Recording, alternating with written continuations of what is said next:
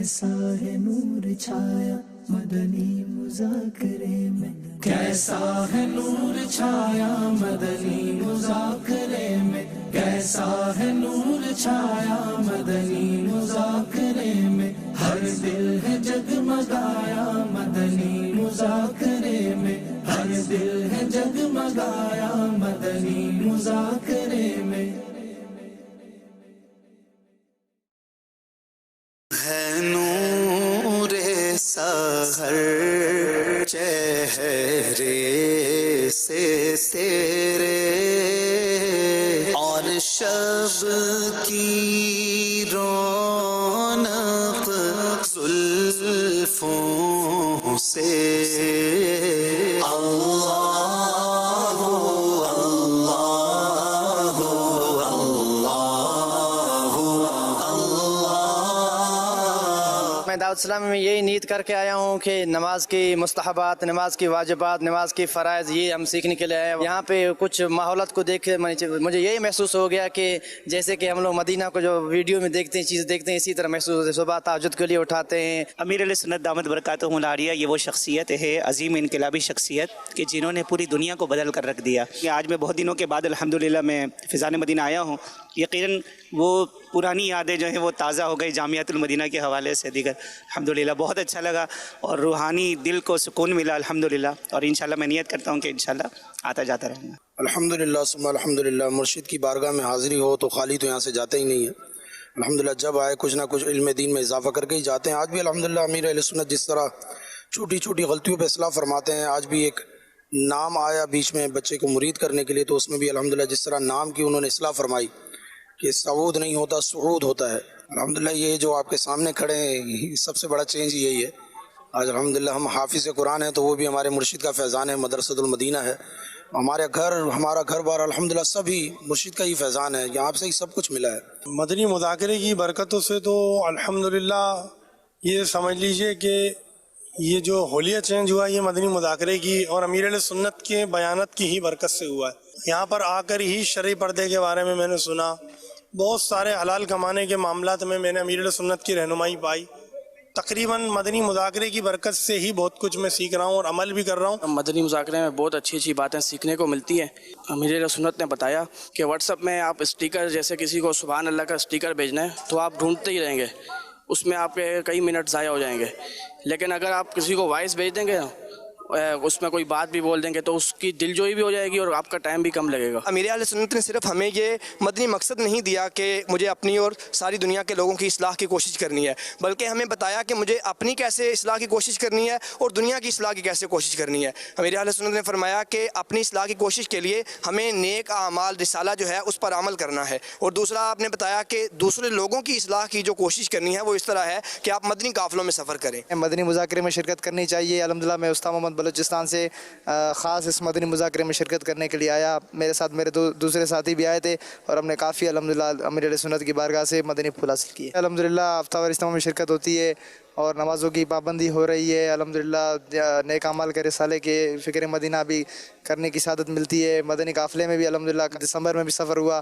اور دعوت اسلامی کا ماحول بہترین ہے، جس سے ہم نے بہت کچھ سیکھا ہے۔ کشمیر سے آیا ہوں، 63 دن کے کورس کے لیے تربیتی کورس میں آیا ہوں۔ نماز کی سیکھی ہو، تلفظ ہمارے جو غلط تھے، جس طرح ساری زندگی ہم نے ایسے گزاری، لیکن یہ جو دن ادھر گزارے سمجھ میں ایسا آیا کہ یہ زندگی ابھی شروع ہوئی ہے یہاں سے۔ تربیت یہ ہے کہ امیر اہل سنت نے جو بھی اپنے جو شروع سے لے کے آج انہوں نے آخر تک کا ہمیں بتایا کس طریقے سے ہم لوگ خط و کتابت کرتے تھے۔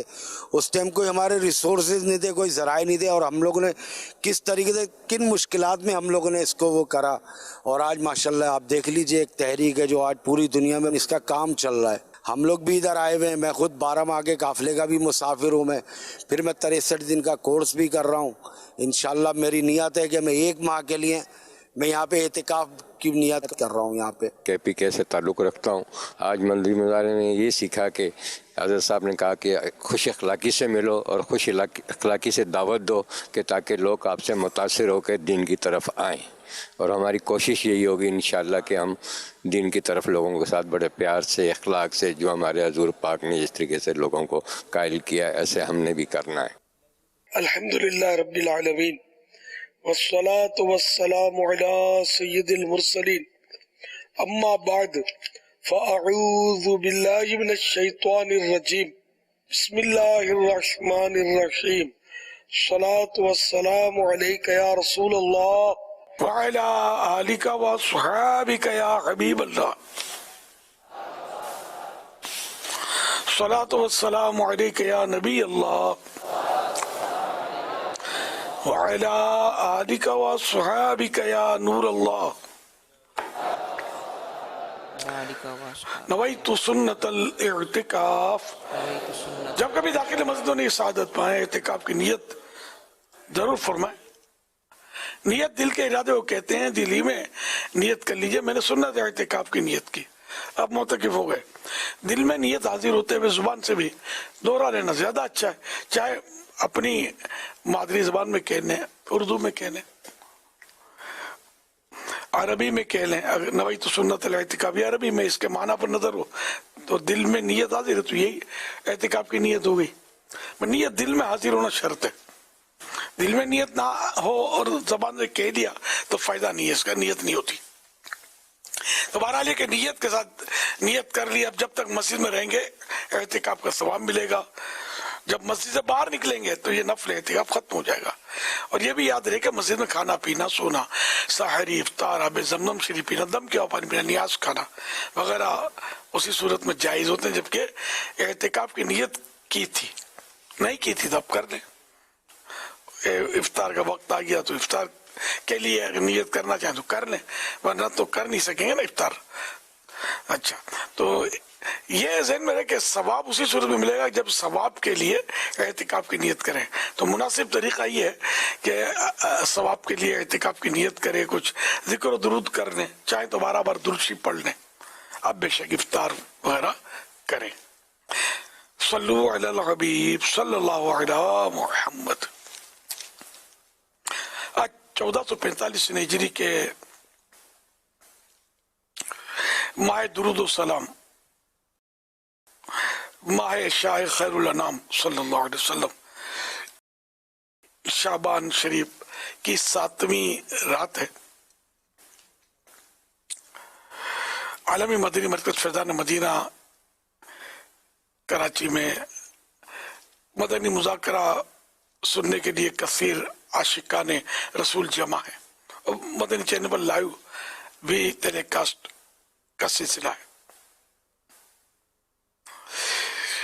تو آج کی 7ویں رات کی نسبت سے مکتبۃ المدینہ کے رسالے سیاہ درود و سلام پیج نمبر 3 سے فرمان آخری نبی صلی اللہ علیہ وسلم نمبر 7. جس نے مجھ پر ایک بار درود پاک پڑھا اللہ پاک اس پر 10 رحمت نازل فرماتا, 10 گناہ مٹاتا اور 10 درجات بلند فرماتا ہے. صلو علی الحبیب صلی اللہ علی محمد. مدنی مذاکرے کا سلسلہ جاری ہے. اب سوالات کی ہے, سوال کا جواب وہ بھی بالصواب یعنی درست دے پاؤں, یہ ضروری نہیں بن پڑا تو عرض کرنے کی کوشش کی جائے گی. بھول کرتا پائیں فوراً میری اصلاح فرمائیں. مجھے آئیں بائیں شائع کرتا اپنے کہے پر بلا وجہ قائم رہتا نہیں, بھول ہونے کی صورت میں قبول کرتا ہوا پائیں گے. صلو علی الحبیب صلی اللہ علی محمد. میرے پیارے پیارے امیر اہل سنت, آپ کا پیارا پیارا رمضان جلد آ رہا ہے. کچھ دن باقی ہیں تو رمضان کی تیاری کیسے کریں؟ توبہ بھی کریں, عبادت بھی کریں, کچھ علم دین بھی حاصل کریں, اعتکاف اور مزید رمضان کی برکات بھی حاصل کر سکیں. ماہ رمضان وہ پیارا مہینہ ہے کہ حدیث پاک میں اس طرح کا ارشاد موجود ہے کہ اگر تمہیں معلوم ہو کہ رمضان کیا ہے تو تم تمنا کرو کہ کاش سارا سال ہی رمضان ہوتا. تو یہ رمضان جو ہے یہ بڑا بابرکت مہینہ, نفل کا ثواب فرض کے برابر, فرض کا ثواب 70 گنا, 70 گنا میں 70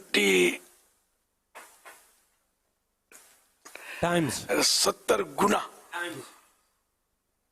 70 ٹائمز بڑھ جاتا ہے.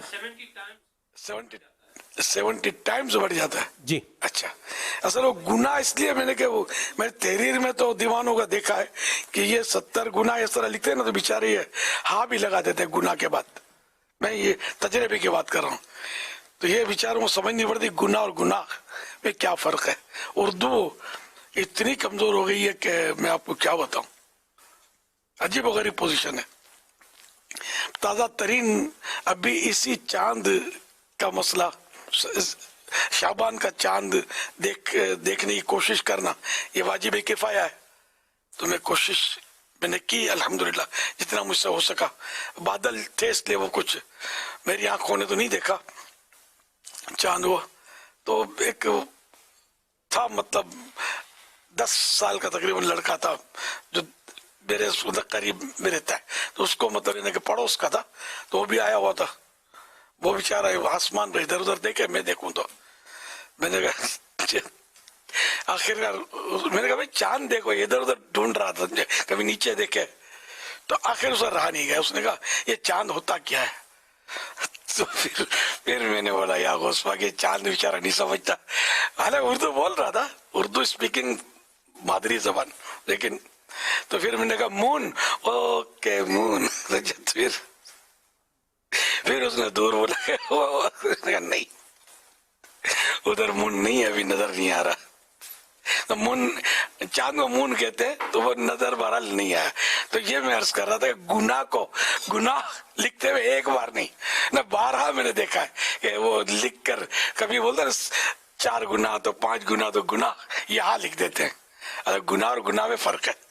گناہ ون ٹائمز اور گناہ تو یہ گناہ تو گناہ ہے. پھر پاپ ہے مطلب اردو بہت کمزور ہو گئی ہے. تو بہرحال لے کے ماہ رمضان المبارک کا بڑا پیارا پیارا مہینہ آ رہا ہے، واقعی خوشیوں بڑا مہینہ آ رہا ہے. اللہم بلغنا رمضان بصحت و عافیہ. اللہ پاک میں صحت و عافیت کے ساتھ ماہ رمضان سے ملا دے. تو اس کے لیے تیاری تو شعبان شریف میں تو آبیاری کی جاتی ہے، رجب میں بیج بویا جاتا ہے عبادت کا، یہ بزرگوں کے اقوال ہے. اور شعبان شریف میں آبیاری یعنی آنسوؤں سے اس کو سیراب کیا جاتا ہے.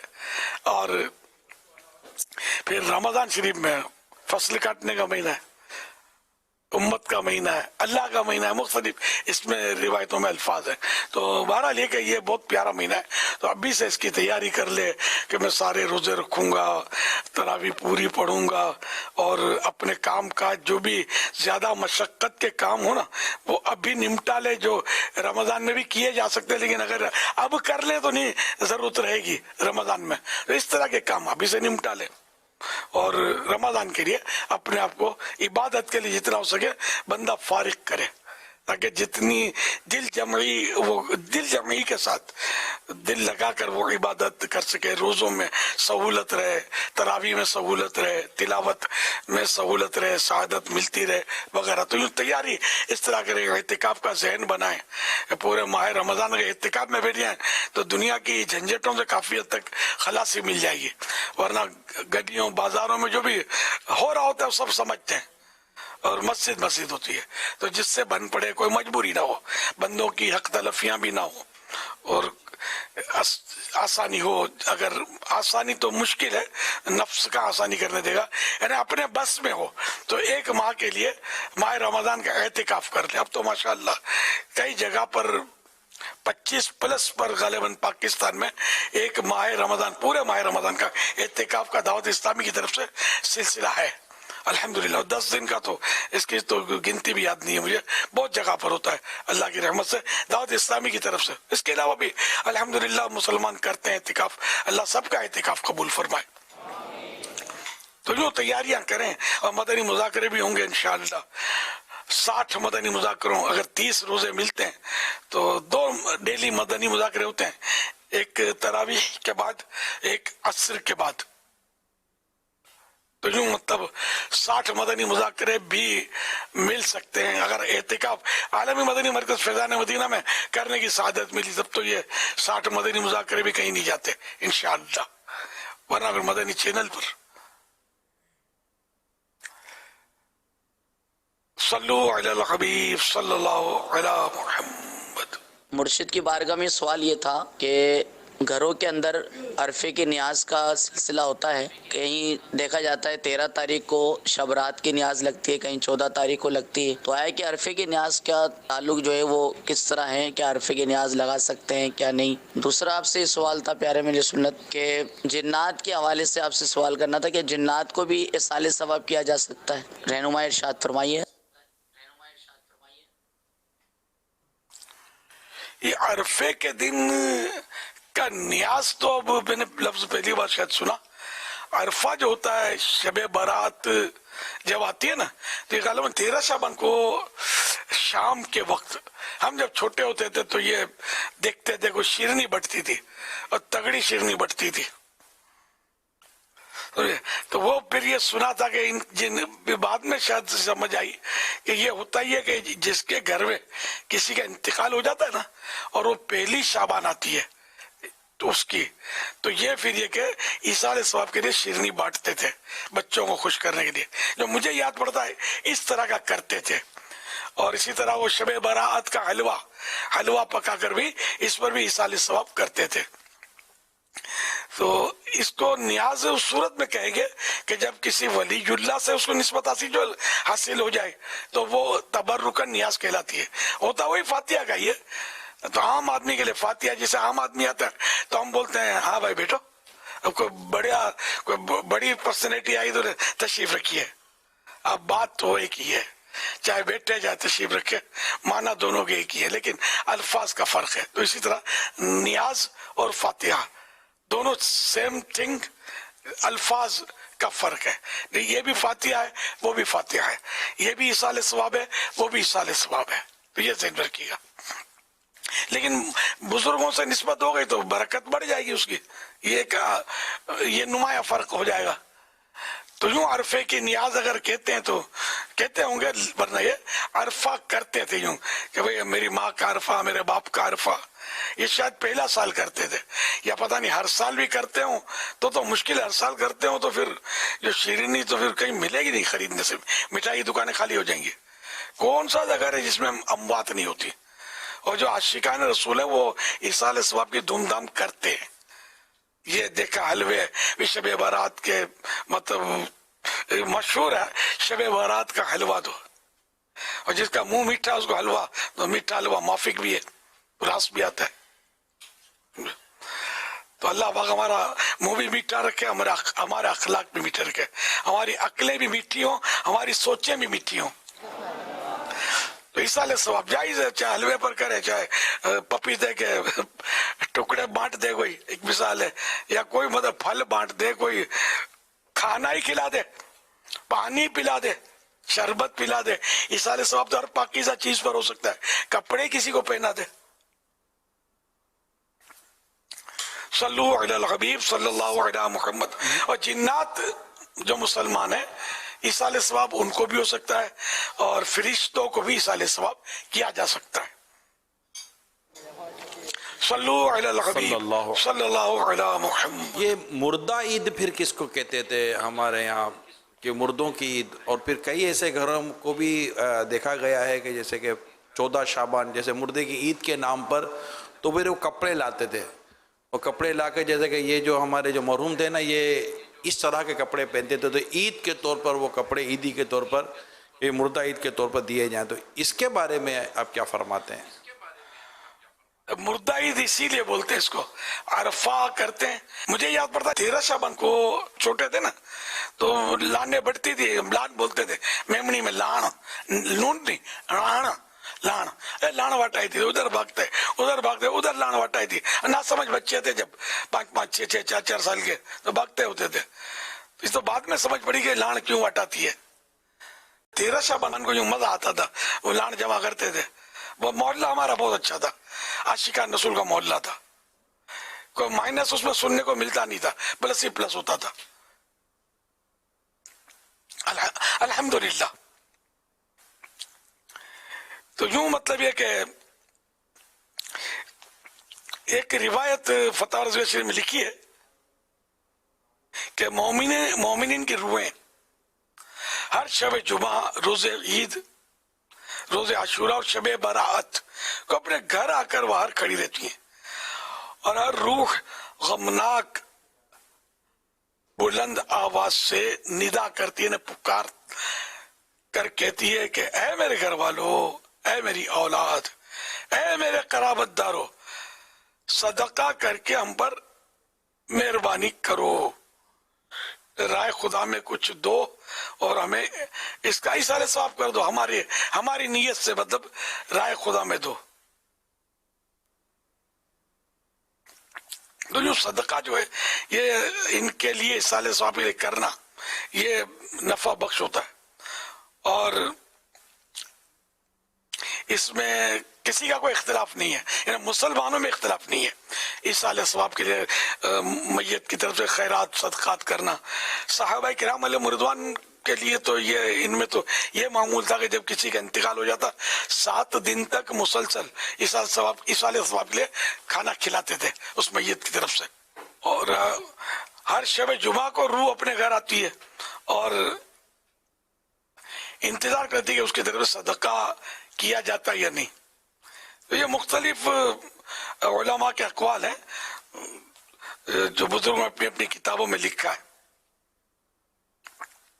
تو بہرحال ہے کہ ایصال ثواب تو ہر سال کرنا چاہیے، لیکن مجھے یاد پڑتا ہے کہ وہ پہلی شب برات میں شاید یہ یوم عرفہ مناتے تھے میت کا اور کرتے تھے۔ اب ہر سال مناتے ہو تو بھی کوئی حرج نہیں اگر اسی طرح مناتے ہو کہ بانٹتے ہو ایصال ثواب کے لیے، اور اس میں غریبوں کو فوکس کرنا یہ زیادہ مفید ہے کہ ثواب تو مالدار کو بھی کھلائیں گے اللہ کی رضا کے لیے ثواب تو ملتا ہے، اسی ثواب کو ایصال ہو سکتا ہے، لیکن جہاں صدقہ کا لفظ آتا ہے نا تو صدقہ تو یہ ادھر غریب ہی یاد آئے گا، اور علماء نے لکھا بھی ہے کہ صدقہ جو ہے وہ غریبوں کو دیا جائے۔ تو یہ جو شیرنی بانٹتے ہیں اس کو صدقے کا نام نہیں دیتے، بس یہ بانٹتے ہیں، بچوں کو بانٹتے ہیں، خاص کر بچوں کو، کہ بچے خوش ہوں، دعائیں دیں، وہ بچوں کی دعا لینا یہ بھی ظاہر ہے کہ انصب۔ صلو علی الحبیب صلی اللہ علی محمد صلی اللہ علیہ وسلم۔ پر جو معمول ہے اس میں تو عام طور پہ ہر سال کا یہ تقریباً یعنی یہ جو مردہ عید کہتے ہیں تو یہ اسی بنیاد پر کہتے ہیں، اور ہر سال یہ جو مردے ہوتے ہیں ان کے لیے جو 13 شعبان ہوتی ہے اس میں اہتمام کرتے ہیں۔ تو جو بانٹتے وہ اچھا کرتے ہیں، ظاہر ہے کہ یعنی ہر وہ کام جس کا تم بولو کہ کون سی حدیث میں لکھا سرکار نے صلی اللہ علیہ وسلم نے کب بانٹا، تو پھر میں کہوں گا کہ سرکار صلی اللہ علیہ وسلم کہ تو بہت سارے ایسے معاملات ہیں جو اس وقت تھے اور اب وہ انداز تبدیل ہوا، تو اب کیا کہیں گے آپ؟ اب مدنی چینل پر اس وقت جو ہم نیکی کی دعوت دے رہے ہیں یہ اس دور میں نہیں تھا، تو سرکار صلی اللہ علیہ وسلم نے جس کام سے منع نہیں فرمایا، اللہ اور رسول نے جس کام سے منع نہیں فرمایا وہ جائز ہوتا ہے، ورنہ تو آپ قدم بھی نہیں اٹھا سکتے۔ درس نظامی ہمارے یہاں جو عالم کورسز ہوئی کہاں تھا سرکار کے دور میں صلی اللہ علیہ وسلم؟ مسجد نبوی شریف بھی موجودہ انداز پر نہیں تھی، اب تو اربوں روپے کا سونا لٹکا ہوا ہے مسجد نبوی شریف میں، یہ کہاں تھا پہلے؟